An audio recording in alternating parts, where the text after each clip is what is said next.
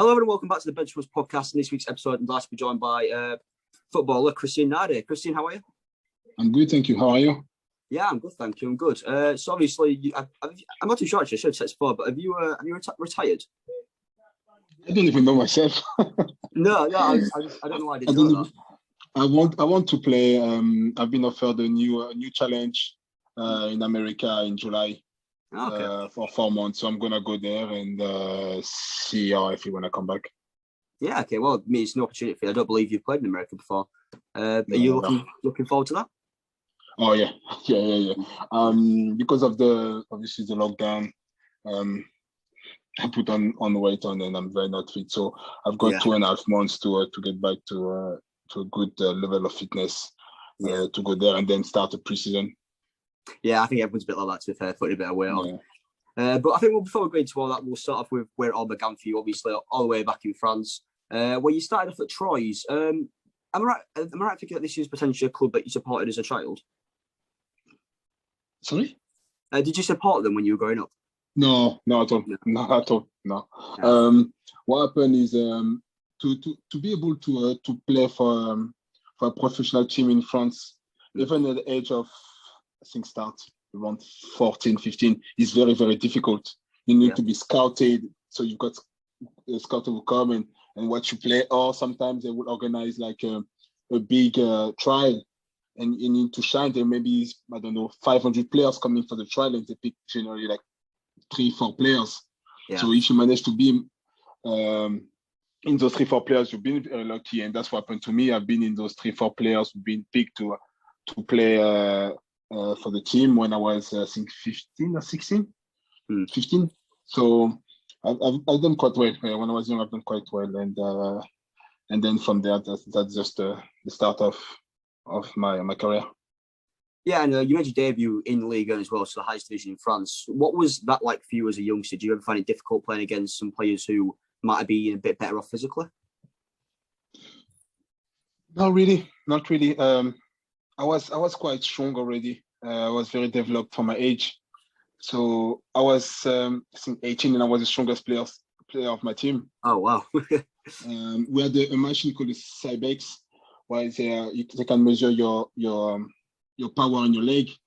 And when I was playing for under 17, I was the second strongest player of the club, and I was under 17.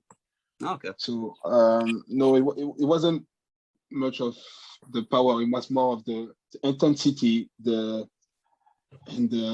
pressure. You know, when you play under 17, you don't have any pressure. But when you play professional, every games, every training, you feel the pressure from the players. And I was playing with some international players, and those players were like, our player play for the USA team, player from Algeria team, Morocco team, and those players don't play. They're very serious. Game or training is the same for them.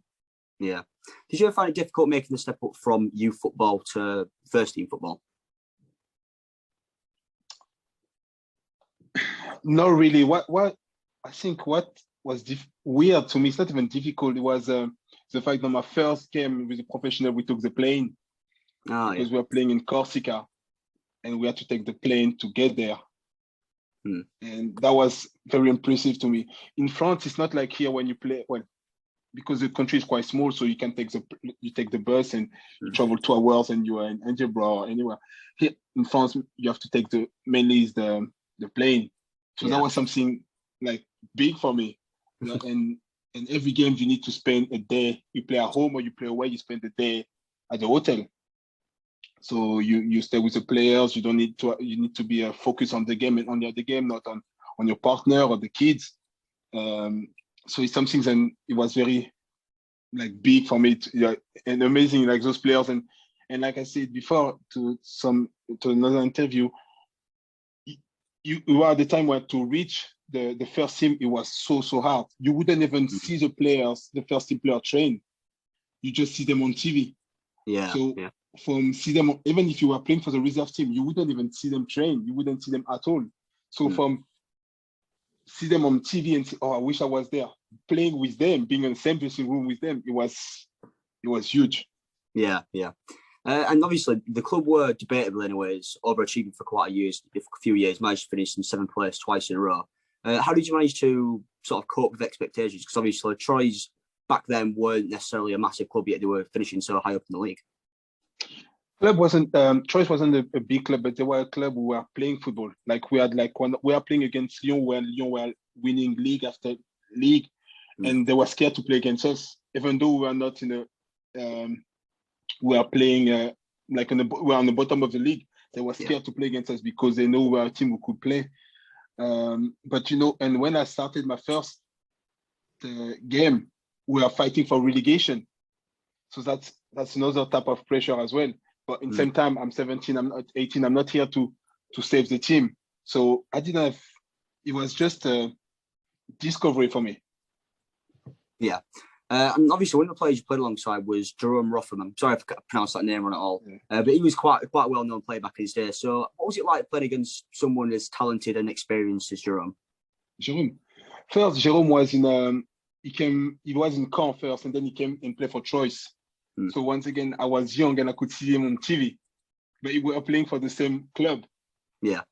And when I moved to the first team and he moved to Monaco, that's when they reached, I think, the semi-final or the final of the Champions League. And we were playing against him. I didn't like the guy because I remember saying we played against Monaco and they were I think they won the league that year. And they scored a goal and he came and celebrated in front of us. Oh. And I think, that was very, very disrespectful. It was a player and I was look up to. And he came and do something like that, especially when they were winning 4-0. You don't come and celebrate in front of us when you were 4-0. No, so, that's really bad, that. Yeah. But obviously with Troyes as well, you were quite a while ago, so I don't really expect you to remember this too well. But you might... Sorry, I've completely messed up. You played against Newcastle in the Intertoto Cup final in 2001. I don't believe you actually played in it. But from obviously watching it on TV or however you watch the game, I'm not too sure if you're on the bench either, but how big of a game was this for the history of the club? It was huge. It was huge. Newcastle was a big club at the time. I wasn't part of the team. I was under 17. I don't even think I was I think I was under 17 or I wasn't even in the club yet. But my brother was. My brother was in the club. He was older than me. But I knew then playing for, or maybe I was in the squad, in the team, like in the club, I don't know. But I knew then playing against a team like Newcastle were a big team at the time, and also playing against an English team, which everybody was looking up to, and winning against them, it was a huge achievement for the team, especially then I think a couple of years before the team was in second division. And well, unfortunately, the club did kind of go a bit downhill for me. Unfortunately, suffered relegation. Were you in and around the first team when they went down? Yes, I was in the first team. But that's when I started my first team. We were fighting for relegation. Okay. And we've been relegated. Yeah. So, how did this feel from a personal standpoint to see the club, unfortunately, get relegated? Personally, it was good for me. Well, yeah, I guess, yeah, true. Because obviously you go down, they will try the youngest player. So it's good news for me. I would have been happier, obviously, if we were in Premiership. I would have in Ligue 1, but I would have probably have less game than if I was in Ligue 2. So for me, it was perfect. It was a good timing. Do you feel then if perhaps the club hadn't been relegated, then you might not have broke into this whole, the career that you had if they hadn't gone down? It's weird. It's like playing in the Premier. Sometimes playing in Ligue 1, it's easier to play in Ligue 1 than playing in Ligue 2.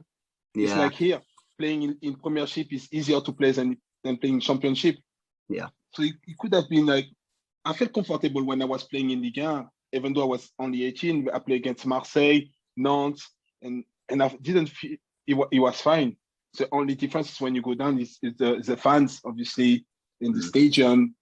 But no, I think now it would have been the same. It maybe even better for me, but probably less time on the pitch. Yeah. And some players that you played alongside when the club were in Ligue 2 was, of course, Pafatimi Gomez, who went on to have a really good career, and Sebastian Grax. I believe he got quite a few goals that season. Obviously. Sorry, go on. I didn't play with Pafatimi Gomez. Oh, okay, all right. It's because of just the research I've done. I couldn't quite find, to be honest. No, I was injured, so I went. I was 2 months injured, and while I was injured, he came on loan, and then I went. And when I came back, I went on loan.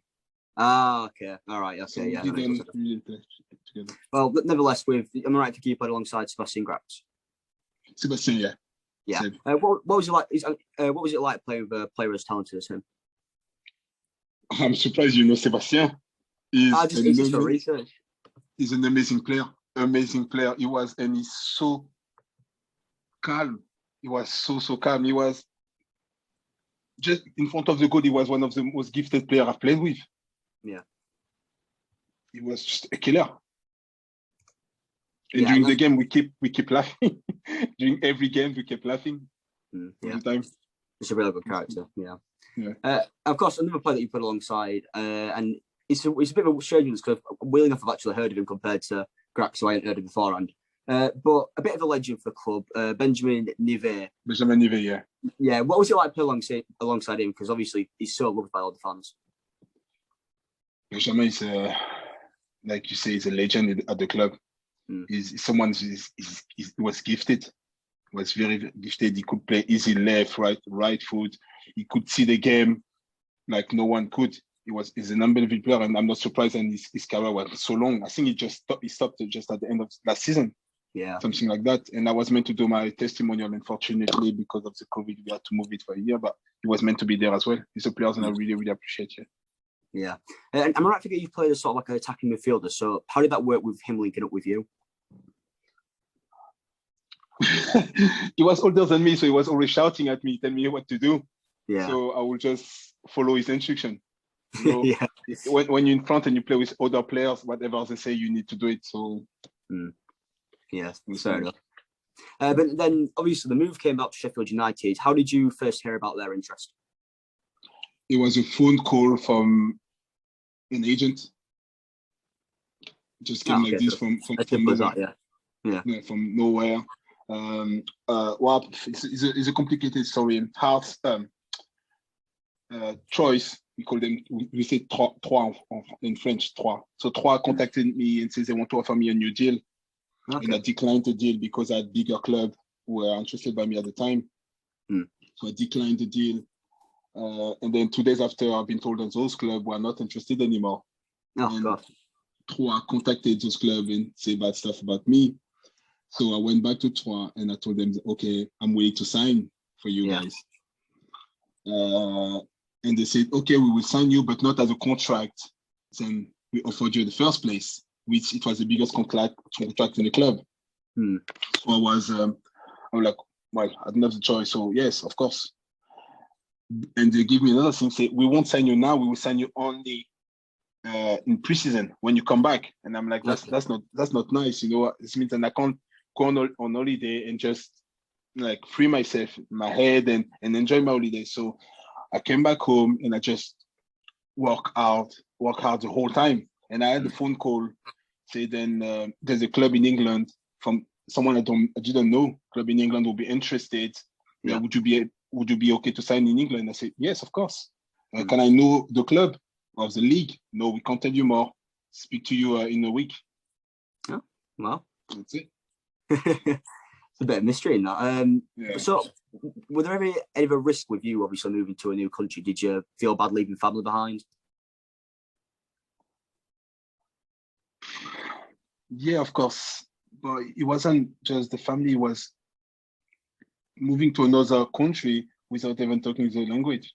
Yeah. I wasn't speaking the language at all, so I was more scared about this. And like I say, I didn't even know the team until I actually had my plane ticket. And even though my plane ticket, now I knew, he said, the guy phoned me 1 week after and told me the team is the Premiership team, is in Sheffield. He called me on the Monday and he told me that I need to fly on the Tuesday. My ticket will be at the airport. And I didn't believe him, so I didn't want to go. And I said, I'm not going to drive half an hour to go to the airport and then there's nothing. I stay home and my mom pushed me to go there. So we went there and my ticket was there and I sat on the Wednesday. But like I say, it wasn't too much leaving my family because I left my family when I was 12.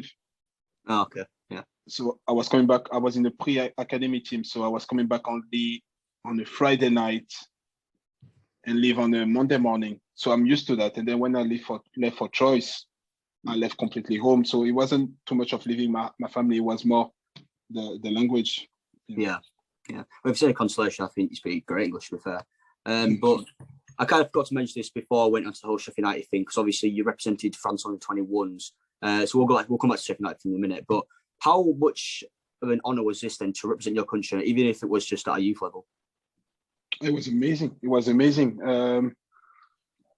Once again, there is a story behind this. I didn't want to play for French national team. All right. I wanted to play for the Ivory Coast Premier team with Didier Drogba and this. Yeah. So Didier Drogba wasn't even called yet. He was another player. Ibrahima Bakayoko is called. He was a striker, the big striker.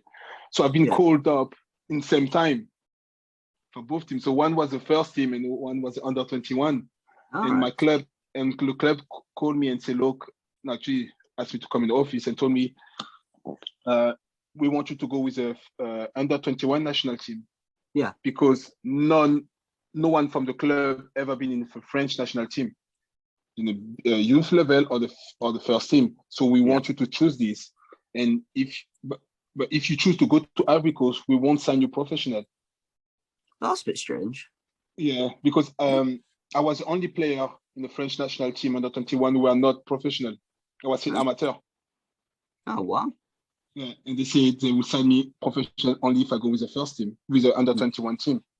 Obviously, it's not like bad to go with the French national team. So I said, okay. So I went there. Yeah. They went on my first choice.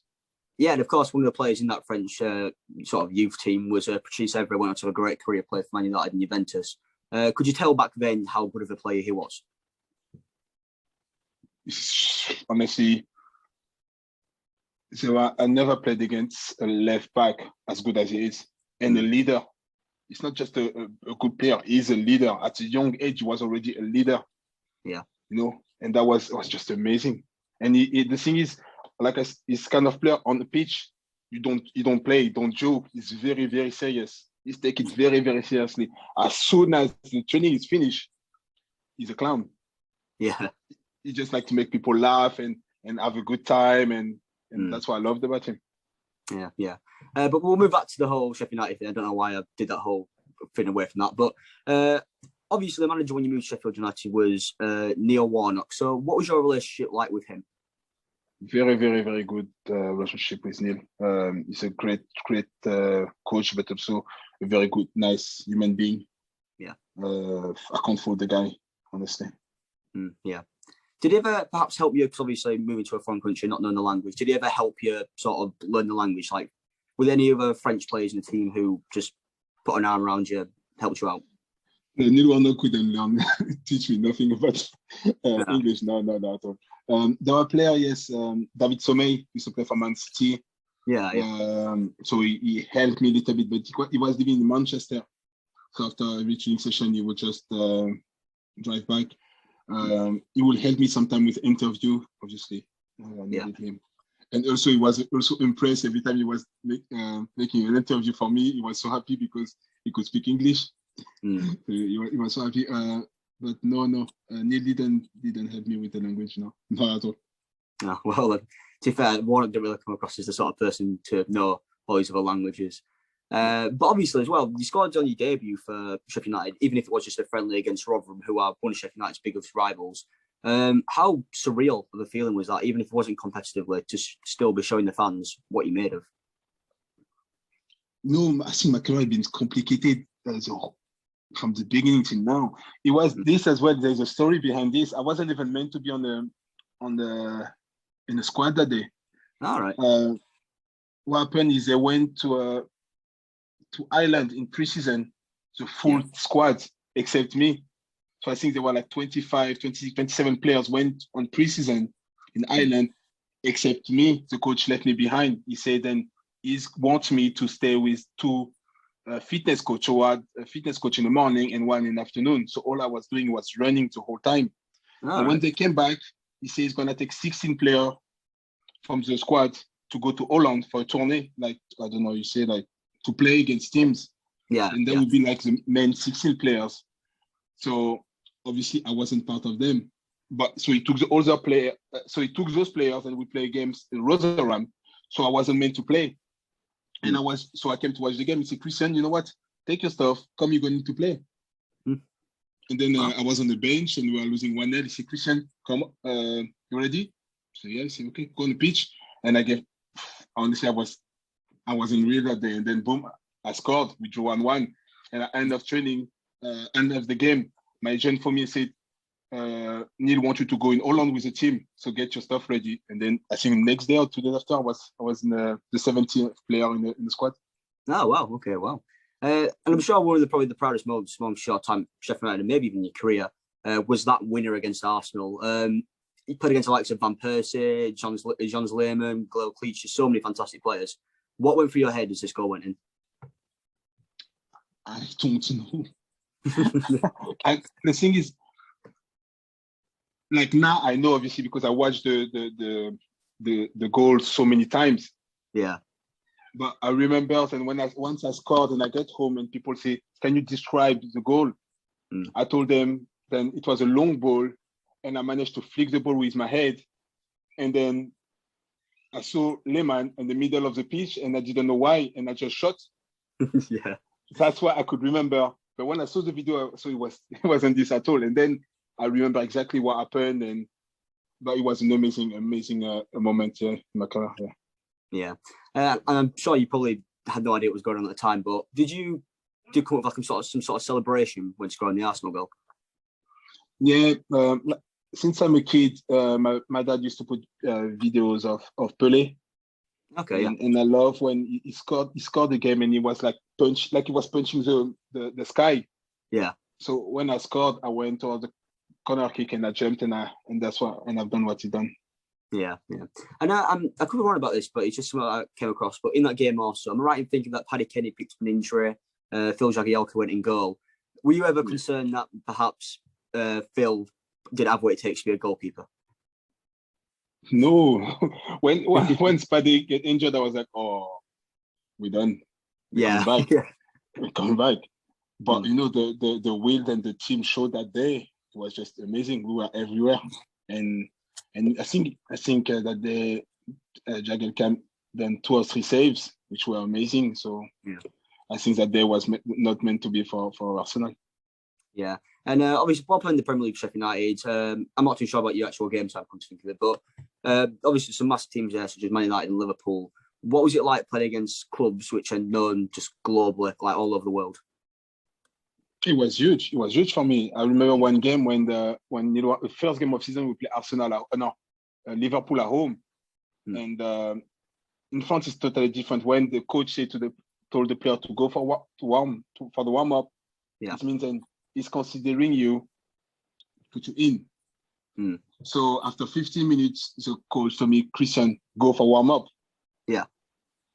So in my head, I feel like he's considering me, putting me in. And I told him no.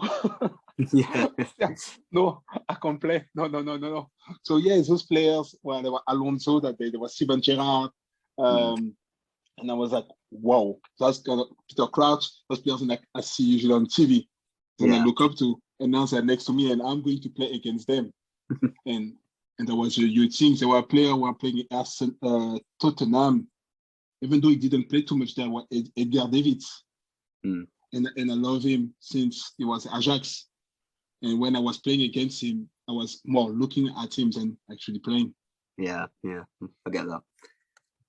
But obviously, Sheffield United didn't have a great season either. They did unfortunately get relegated on the final day. What was going through your head when the relegation happened? Disappointment. And and then you start to play to replace the full season and the goals, and there's the goals that I've missed. And this, until now, is still in my head. Like, instead of, I headed the ball until I was 2 yards from the goal, and I could have actually shot with my left foot, and there was no one, and I would have scored. Yeah. I don't know why. I tried to head the ball. And I remember the coach told me, why did you head the ball? Why you didn't push it? And I said, I don't know. And if I would have scored that goal, that would have been a winning, because we drew, we would have won and would have stayed in Premiership. I know it's not because of this game. Yeah. But that's keep playing in my head. Yeah, it's one of those moments, yeah. Were there any sort of ever aspirations for yourself to perhaps stay with Sheffield United in the Championship, or did you always know at the end of that season you'd probably be moving on? No. For me, it's a 3 years deal. So, no, I wanted to stay in Sheffield. I started the personal with Sheffield. It's just the new coach came with his players and he didn't want me in his squad. So, yeah, it's not a choice. Yeah, and of course, you actually nearly joined Hull City as well. So, what happened with this move and why did it sort of break down? So, what happened is with City, they offered me a contract. They offered me a contract. And then when we went to the office, it wasn't the same. Oh, it was different. Oh. Yeah. So we just left. Yeah, fair enough. So how did the move to Hearts come about? Was it for your agent or did just maybe mutual people that you know, I guess? Neil Warnock. Neil Warnock. Oh, okay, yeah. He called me and asked me to go to his house. So I used to have sometimes lunch at his house. And he said, look, I might sign for Crystal Palace in January, September, December. And I want you to come and play for Crystal Palace, but I need you to have a game time, team game time. And with this coach, it's not going to happen. So I'm gonna sign. Him and my agent spoke and say we're gonna send you a Hearts, and then in January I'm gonna make an offer and you're gonna join me at Crystal Palace. So that was the deal. All right. What happened? How come you never joined Crystal Palace? Because the chairman didn't want to let me go. Oh God! Which was the deal? Which was the deal for him to let me go? That's good in that. But you had a decent first sort of season at Hearts as well, with 24 games. So how was it played in Scotland then compared to England? Sorry, I can't hear you. Oh, it's fine. Is it? Yeah, better? Yeah. How was it? How did you find it different playing in Scotland compared to England? Scotland was more, I don't know how to say, stuff. Yeah. The contact, the tempo never stop. Player keep running and running and running. It's not too much on the technical side. It's more on the fitness. In England, of course, players are very, very fit, but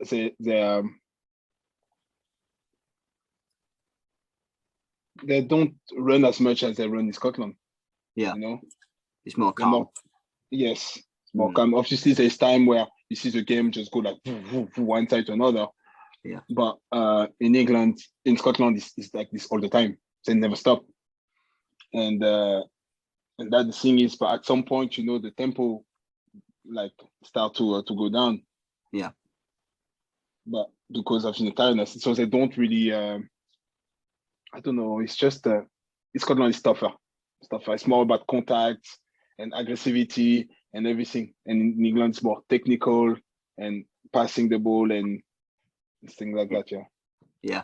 And one of the managers you played under, and I cannot pronounce his name for the life of me, but Kasaba Laszlo, obviously. Chaba. Oh, wow. So far off. Chaba Laszlo then. Obviously, he made things difficult with you by playing Jim Moore over you, but then obviously you worked harder. You managed to get Jim Moore sent out on loan and solidify your place in the first team squad.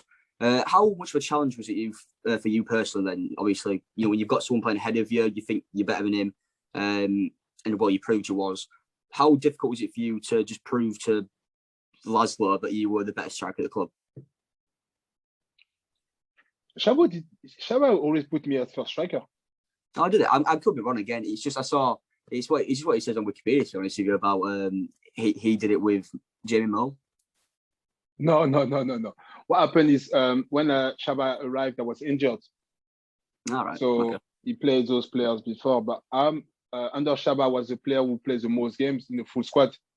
So no. I always been playing. Like obviously, there's few games where I was on the bench when you wanted to teach me, listen. But no, I was the number one striker. Yeah, no mind. But also, there was something that happened at Hearts. You obviously had your whole bust up with Ian Black. What sort of happened here? What happened? It was just a misunderstanding. Yeah. Something happened during the game against Celtic at Celtic Park, and it's not a secret. And Jim Jeffries at the end of the game asked Jan, "Why did you get booked?" Yeah. And Jan said, "I don't know." And said, "But yes, you should know."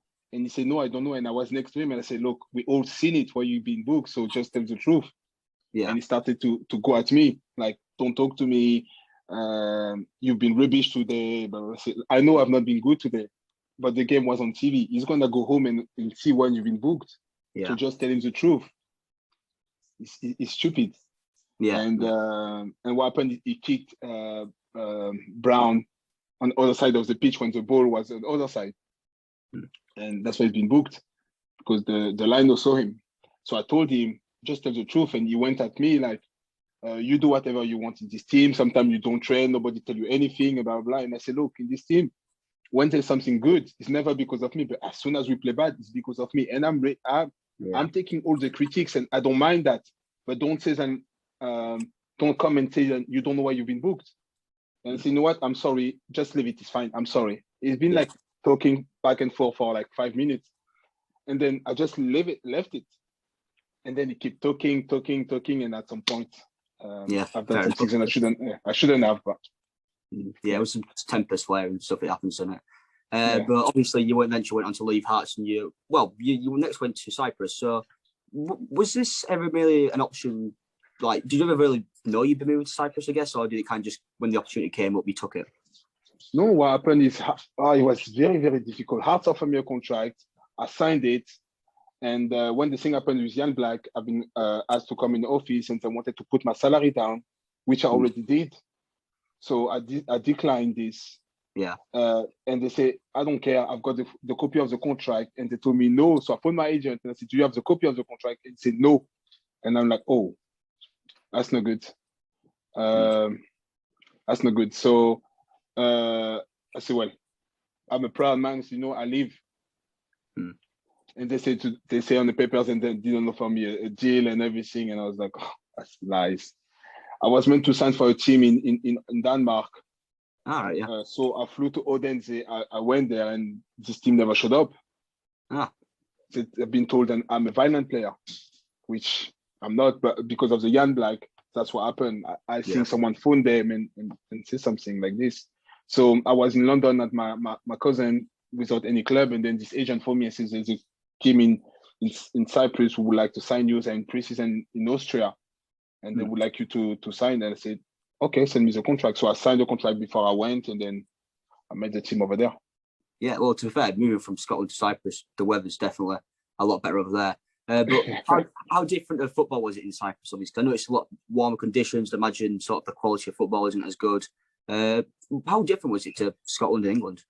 The quality is not that bad. There's a lot of Argentinian players. There's a lot of Brazilian players. So technically, it's quite good. But because it's so hot, the tempo is not as good as is here.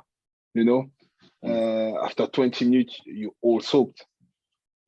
It was difficult to breathe. And to be honest, I've been injured for a long time, so I don't even remember how they play there. I haven't played many games. I was injured a lot. Yeah. And obviously from Cyprus, you had a few trials with a few other clubs such as TOT Sports Club and Jumpsari United before moving to Thailand and joining Songram. Sorry for mispronouncing those names, but obviously going on trials, how difficult is that? Because I understand that it's so much pressure on you just to impress, and it's just difficult. Well, I went on trial in South Africa first. Oh, okay. Which was amazing. I would have loved playing there. Yeah, I think I've done a really good trial, very, very good trial. I played very well, but it didn't happen, and I was very surprised. I was actually shocked, and then went to another team called Ajax Cape Town, and Cape Town is in altitude. Yeah, and I was the worst I ever played football in my whole life. I couldn't breathe. I couldn't do. It was difficult. So obviously they didn't sign me, and then someone phoned me and said there's a team in Vietnam who are interested to sign me. All right, so I went there, and it was not what I was expected at all. And I didn't like it. I wasn't feel comfortable. I went on 2 trial. I was honestly we played a friendly game. We won 6. I scored 5 goals. And they signed the striker next to me. Oh, God. Because there is about who knows the sport director and how much you're going to give him. Yeah. So they signed him, and then there's a team, and then the agent for me and says there's a team in Thailand who'll be interested. No, it was first was also Sopa. Yeah. And they wanted me to train with them for 2 months before they could sign me, and I said no. So there's a team.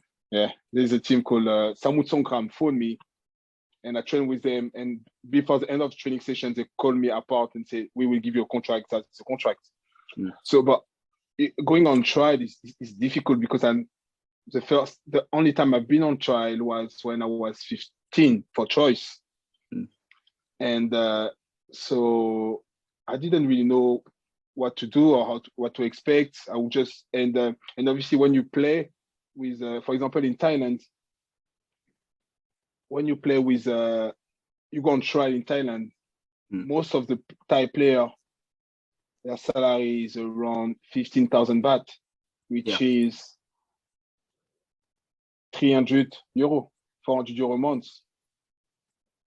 And when you're a foreigner and you come and you earn almost 1 million baht, and they're at 15, you won't get many time. You won't get much of the ball. They rather pass the ball to Thai players and pass the ball to you. So every time you have the ball, you need to impress by doing something to catch the eyes of the coach. So that was quite tough. But when I had the ball, I would just try to show something. Then the coach say, "Oh, we need that player," and that's what you need to do. Yeah, and obviously you mentioned so many countries here: South Africa, Denmark, Thailand, Scotland, England, so many of them. Do you know, sort of with football then, obviously you've travelled all over the world. Would you say that's mainly one of the main positives about it? I'm honestly, I'm blessed. When when people go on holiday, say, "Oh, I've been there on holiday 2 weeks. I've been there on holiday for 2 weeks." I say, "I live there." Why you been there on holiday? I live there. I went and I spent 2 months in South Africa. I know what South Africa is. It's scary. It's nice, but it's scary. I've been in Thailand for 2 weeks. I lived there for 2.5 years. I know what it is. And it's just, it's about, I'm lucky. I gained some knowledge from places, and the culture also is something that you can't be taught. You just learn on the day. And honestly, I just love it. I love it. Yeah. And you like you mentioned that you're in Thailand for 2.5 years. So what would you probably take away from the whole experience? The heat. Yeah, is Thailand the hot place? Sorry? Is Thailand the hot place? Thailand. I was playing one day, was 45 degrees. Oh my God, I never knew it was that warm. I just thought it was a cold place for some reason. I don't know. Oh, no. Thailand is 40. Is the full year is hot. There's a time, I forgot the name, where there's like a raining season and they celebrate the raining season. I forgot the name of the things. But that lasts 1 month and that's it. The rest is 40, 45 degrees. You don't train enough. So you can only train like at 6 o'clock in the morning where it's not too warm, or 7 o'clock in the evening. You can't train in between. Oh, Jesus, that is bad. I never knew it was that bad. Obviously, you came back to Scotland after that and then went to Dundee. What made you want to come back to Scotland? When I left Scotland, I was still a Christian, so I was praying and I said, "God, if you really, God, bring me back to Scotland at some point." Yeah, that's all I asked for, and boom, I managed to go back to Scotland. I spent most of my adult life in UK, so all I know was UK, and I didn't want to go back to France. All I want was to come back in Scotland. So when I had the opportunity, I just took it. Yeah, and obviously you played alongside Peter McDonald whilst with Dundee. Ended up getting 17 or 18 goals that season. How good is it to play alongside another striker who you know has just got the quality to play to just get 18 odd goals a season? It's pressure. It's pressure because obviously when they bring a play, first Dundee was top of the league when I came, right? Yeah. So the only thing that you can do is to making worse. You can't make them better because they're already top of the league. Yeah. You understand? So every time I play, I need to be better than Peter. Doesn't matter what I do, I need to be better, because if I'm not better, it's no point sign. Why did you sign me? I'm not here to make. I need to sign to make the team better. Yeah. And the pressure was every day, and that's why I think I felt like I needed to prove all the time, because if I don't, say Christian came when the team was top of the league, he arrived there, and now we are third or fourth, and then we are not get promoted. So I needed to do something. And am I right in thinking did you play under Paul Hartley, or was it John Brown? Yeah, Paul. Yeah, Paul. So what was it like playing with him? Both. I played under both. Oh, okay, all right. Well, mainly Paul Hartley. And what was it like playing under him, especially if you played under both, so you know what both managerial styles are like? So Jim was more old school.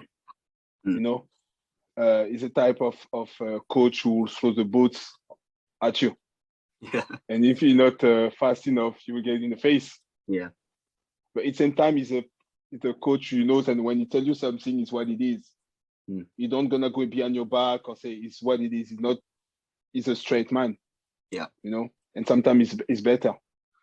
And Paul Hartley is a kind of coach who will do anything to win. He will tell you anything you need to hear for you to bring the victory. But does it mean it? Not really. It worked out for him, did it? If you got it worked out if you managed to get a title as well. Yes, but when someone promised you something and then you give everything for the person, and then when you gave it to him, the promise and you've made just by the window. Nah. Yeah. But what was it like for you, anyways, managing to get the title with Dundee? Oh, it was amazing. It was honestly. I never won the title, so it was something very special to me, and especially the way the fans were treating me was just it was amazing for me. Yeah. But obviously you left Dundee the season after. What made you leave the club after winning the title with them? That's exactly what I meant. I've been promised a contract if we are winning the league. Yeah. And we won the league, and then Paul Hartley said, I want to bring my own player, so we want to offer you a new contract. That's rubbish, yeah. Yeah, it's not cool, So was it a bit of maybe the blow for you? Obviously, you got promoted out of the Scottish Championship, then not for a new contract, now to drop back into the Scottish Championship. Yeah. I needed to play, and the race came straight away when they found out that I wasn't being offered a new deal. So, yeah. Yeah, and one player you played alongside as well with Raith Rovers, obviously, was Jason Cummings, who's had a real good career. I believe he scored against Liverpool recently for Shrewsbury. What was it like play Jason Cummings? No, I haven't played with Jason. He was a Hibs. Hibs. Oh, I've read the wrong thing. Sorry, I've completely read the wrong thing. Anyway, I've completely lost it now. Sorry about that. Still, how was the whole Raith Rovers experience then? Sorry, I've completely got the wrong question down. It's fine. No, it was amazing. It's a very, very friendly club. I loved it. I was surprised actually how structured was the club. But I had a great time there. Yeah. And are you perhaps surprised to still see them in the Scottish Championship? Obviously, they got relegated got promoted last season. Do you believe this club should be playing at a higher level right now than the Scottish Championship? Well, they're gonna be a playoff against Dundee, so I can't really say anything. I love my time in Dundee. I love my time at Raith, and also I love my time at Hamilton. Yeah. So it's difficult. I wish the best team won. The best team get promoted or stay. Yeah. And obviously, talking of Hamilton, you made the move up to the Scottish Premiership. What was this like for you then, obviously? Because Hamilton, I think they got relegated, 2 days ago, actually, from the Scottish Premiership. So what was it like for you, obviously, making the jump up back from the Scottish Championship?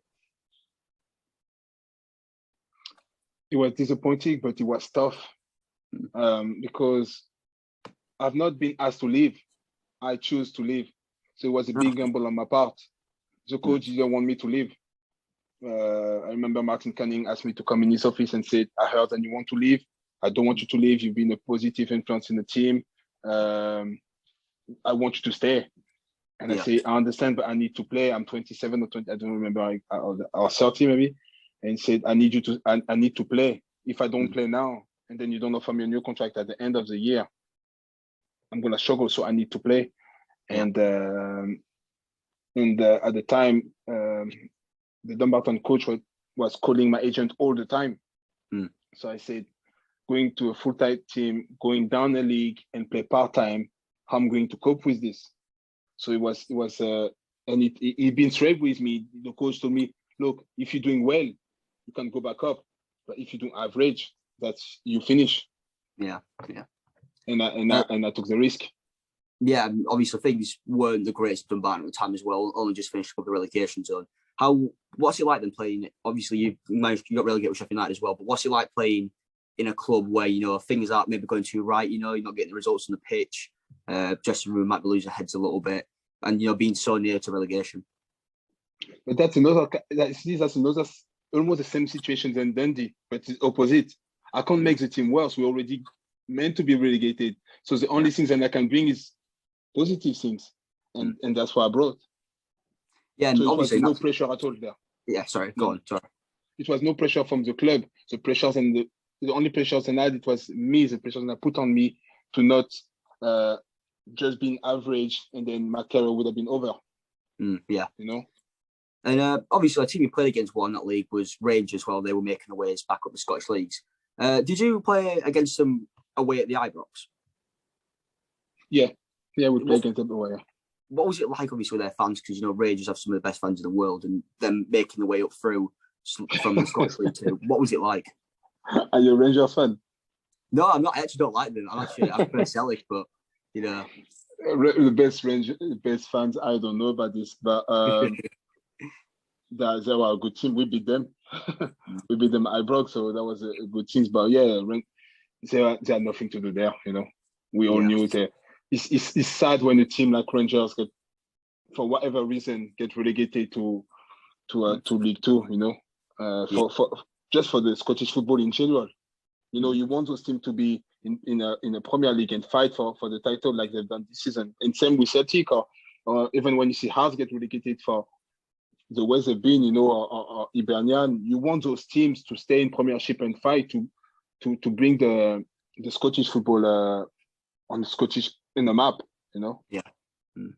I was a bit confused about this as well when obviously I was doing the research for it, because you were at Dumbarton the 2015-16 season and then had a very short stint with Stranraer and then returned to Dumbarton.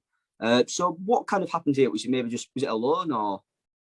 No. What happened is after the season the half season that I've played with Dumbarton, I think I've done quite well. And I was expecting clubs, Premiership club or higher Championship club want me. And none of this happened. And I was quite disappointed, and I said, okay, I'm going to try somewhere else. And because they had the challenge, I wanted the team with a challenge. The challenge with Dumbarton was trying to stay in Championship. But I wanted the challenge to say, I want to go up. And somehow would bring me this kind of challenge. So we wanted to go up. But when I went there, it didn't work the way I wanted this to work. So 6 months, I wasn't playing much, and I didn't have a good relationship with the coach. So I just the coach told me that he didn't want me in his team, and I said okay. So and I know Dumbarton wanted me, so I just went back to Dumbarton. Yeah, and you've been another 2 years at Dumbarton before making the move to Annan Athletic. And right, I think he was also on trial at Annan before you went back to Dumbarton. It wasn't a trial. So my contract ended in I think beginning of January, and beginning of January I think. But I couldn't play. Signed for Dumbarton until end of January. Okay. So I knew the coach, the Annan coach, and asked me, I'm allowed to play in a friendly, I'm allowed to play on the trial list for 3 games, and that will help me and be ready for championship for Dumbarton. Yeah. So I said, yes, why not? It's good for me. I'll be playing, and obviously, they will pay me to play those 3 games. So, And then, does this sort of play a part in when you move to on a more permanent basis, obviously, when you left Dumbarton again? Sorry? Do you think this possibly helps play a part in your move to Annan after you left Dumbarton again? Yeah, 100%. Yeah, because I knew the place, I knew the people, so yes, it was a no-brainer. And when the assistant manager, no, the coach was the assistant manager. I don't know which one called me first and asked me to come back. It was like a no-brainer. Yes, why not? Yeah, and you also spent a short time with Troon FC. Yes. This is probably your best goal return record, really. I think it was 14 goals. It's 14 goals in 29 games, which is a really good record, obviously. So what sort of were going right for you at this club? Was it just the players you were playing around, or the level was a bit too low for you? Well, the level wasn't the best, but it's not only that. I enjoy football, I enjoy football. I enjoy the staff. They trusted me. They made me play, and the player will see. Sometimes when you feel that the player rely on you a lot, you can't let them down. Then if you have a bad day, the full team have a bad day. Yeah. So you can't just let yourself down, because if you do, you let your full team down. So you always need to push them, and to push them, you need to push yourself. So I needed to do that first. So, yeah. Yeah. So moving away sort of from the playing side of it, there's a little bit of information which I found quite strange. I wanted to ask you about. But I've noticed that you're currently kit number 4 at Anbank United. Is there sort of a kit number you've chosen to have through the years of number 4? Say again. You asked me why I signed for Anbank. No, because I've noticed it says that your kit number is number 4 at Anbank. I was just wondering, is that like a kit number you've had throughout the years? No. No, is it just a random number? No, it's because there was the only time what XL. Only short and short were XL. That's why. I didn't think you just always chosen to have number 4. I was just going to ask why that was a random number. No. Is there a kit number that you prefer to have? 27. Oh, okay. Is there any reason why? I love number. Oh, okay. There is something weird, but it's stupid. The number 9, when you've got the number 9, you put yourself under so much pressure. Yeah. Just by the number, And I never wanted this number. I don't think I ever had number 9 with my name on it, ever. I didn't want to. So 27 is kind of 9 without being 9, because if you add 2 plus 7, it's 9. Yeah. In disguise. Fair enough. It's stupid. It's just here in the head. Yeah. And you're now 36 years old, I believe, and obviously you mentioned at the start of the podcast you were potentially moving to America. Do you have any possible plans to go into coaching or scouting or anything like that once your career just come to an end? Well, I do some one-on-one coaching just now. I've been stupid. I didn't pass my things to be a coach. Yeah, but I'm thinking passing it probably next year or when I come back from America, because I would love to be a coach. Would you ever go into being a manager? Yeah, of course, yeah. Yeah. And so obviously this week also has been National Mental Health Awareness Week, so I thought we should probably talk about this. But in 2018, you revealed that you had unfortunately suicidal thoughts back in 2014 and attempted to commit suicide. So do you have sort of a message to people out there who might be going through anything or any struggles and just about, holding on? There's no much to say. All I can say is just speak about it. Don't keep it until it's too late, Yeah. You just need to, and it's not easy, but there's always someone who's there. And maybe sometimes it's the person that you expect the less who are willing to listen to you and to help you. But you just need to speak about it. When you keep it, it's like something hitting you inside. And I know it's difficult. It's difficult. And the thing is, when you say to someone and someone say, man up, at some point you just say, you know what, I'm going to keep it to myself. Yeah. But there's always one person who will be there to bring you up. And that's the person that you need. Yeah. But you can't find it if you don't speak. Yeah. I think that's all we have time for this week. So we'll bring it into the Benchwarmers Podcast. As usual, I'd like to find a guest this week, Christian. Christian, thank you very much for joining me. Thanks to you. It was a pleasure. Yeah. And we'll see you all next week.